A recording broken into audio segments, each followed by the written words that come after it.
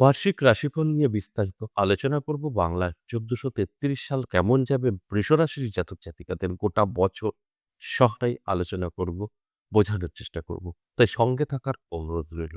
শেষ পর্যন্ত দেখলে জানতে পারবেন যে এই বছর অর্থাৎ বাংলা ১৪৩৩ সাল আপনার কোন কোন দিক থেকে সতর্ক থাকবে আর কোন কোন দিক থেকে আপনার জীবনের বড় পরিবর্তন আসতে পারে। আর এটা জানার পর যদি সেইভাবে চলেন, আপনার ভাগ্য তো অবশ্যই বদলাবে। দেখুন, আমাদের মধ্যে এমন একটা হিসাব এসে দাঁড়িয়েছে, বাংলাকে খুলতে চলেছে। ইংরেজি বছর আসার আগে আমাদের প্রত্যেকেরই জানা হয়ে যায় আনন্দ, উল্লাস, বাজি ফোটানো। কিন্তু বাংলা বছর আমরা অনেকেই ভুলে যাই কবে পড়ল।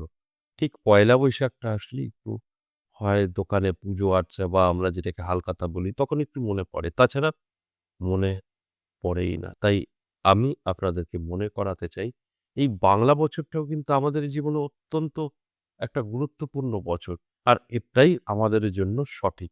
আমরা যেটাকে নিয়ে মেতে থাকি সেটা নয়। তাই ১৪৩৩ সাল কেমন যাবে? আমি ১২ টা রাশি নিয়েই আলোচনা করব। এখন আমি উম বৃষ রাশির জাতক জাতিকাদের নিয়ে বোঝানোর চেষ্টা করব যে এই বছরটা আপনার কেমন যাবে। অবশ্যই আমি বিস্তারিত বলব। তার আগে এই বছর আগে দেখব রাজা, মন্ত্রী, জলাধিপতি, শস্যাধিপতি কে আছেন? কোন গ্রহ দ্বারা পরিচালিত হবে? তার উপরে নির্ভর করবে আমাদের এই জীবনের উন্নতি এবং অবনতি। সবটাই কিন্তু আমি আলোচনা করব বৃষরাশির জাতক জাতিকাদের নিয়ে।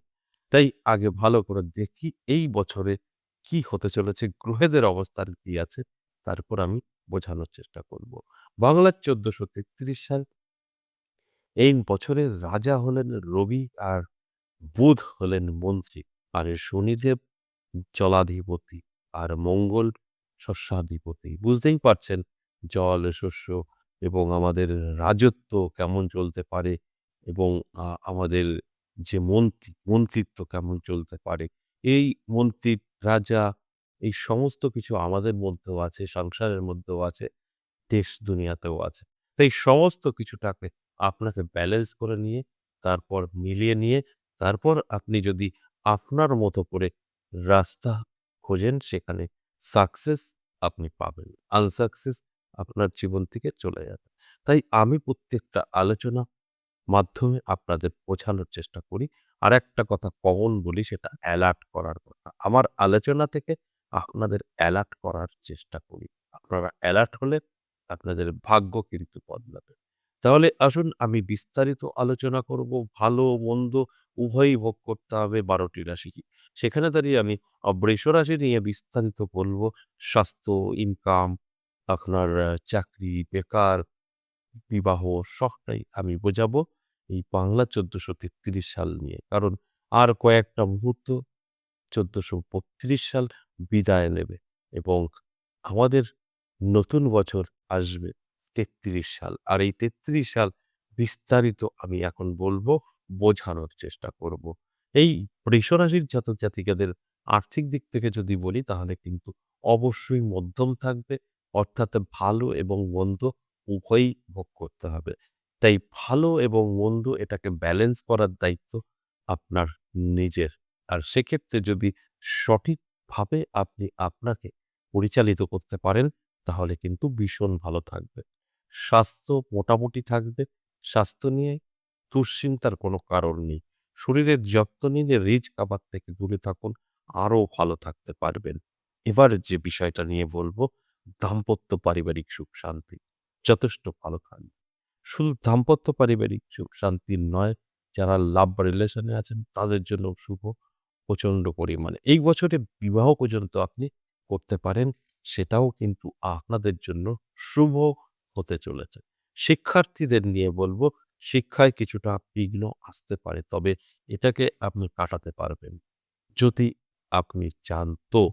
কারণ এই বছর খুব খারাপ সেটা কিন্তু বলা যাবে না, যথেষ্ট ভালো থাকবে এই বৃষ রাশির জাতক জাতিকাদের। আরেকটা দিক আপনাদের মাথায় রাখতে হবে, যদি আপনি বেকার থাকেন, বেকারত্ব কিন্তু দূর হতে পারে।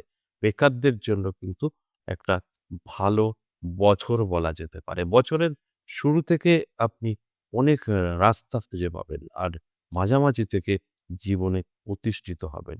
সেটা নিজে কিছু করুন বা অন্যের অধীনে। চাকরি বা ব্যবসা দুটোই আপনার জন্য কিন্তু শুভ হতে চলেছে। তাই আমি শুধু বলব এই ১৪৩৩ সাল আপনার জন্য একটি গোল্ডেন বছর। এই বছরটা কাজে লাগিয়ে জীবনকে সামনের দিকে এগিয়ে নিয়ে যাওয়ার চেষ্টা করুন। আপনি জীবনে অবশ্যই সফলতা পাবেন। আর যদি মনে হয় যে যা হবে হবে, বুঝে নেব, দেখে নেব, তাহলে আপনি অনেক কিছু থেকে পিছিয়ে পড়বেন। এই বার্ষিক রাশিফল, মাসিক রাশিফল, দৈনিক রাশিফল এই দেওয়ার উদ্দেশ্য একটাই, আপনাদেরকে জানানো। আর আপনারা যদি এই জেনে বুঝে নিজের সঙ্গে এপ্লাই করেন 100% সফলতা সেক্ষেত্রে। তাই আমি প্রত্যেকটা আলোচনায় এই কথাগুলো বলি। এই বৃষ রাশিকে নিয়ে বাংলার ১৪৩৩ সাল কেমন যাবে বিস্তারিত বোঝানোর চেষ্টা করলাম। এটা সম্পূর্ণ এভারেজ এবং সর্বজনীন। আর সঠিক তথ্য আপনার জানতে গেলে আপনার জন্মছক বা আপনার হস্তরেখা বিচার বিশ্লেষণ করাতে হবে। সেখান থেকে সঠিক তথ্য আপনি জানতে পারবেন। আজ এ পর্যন্তই, আবারও আসবো নেক্সট ভিডিও নিয়ে। ততক্ষণ ভালো থাকুন।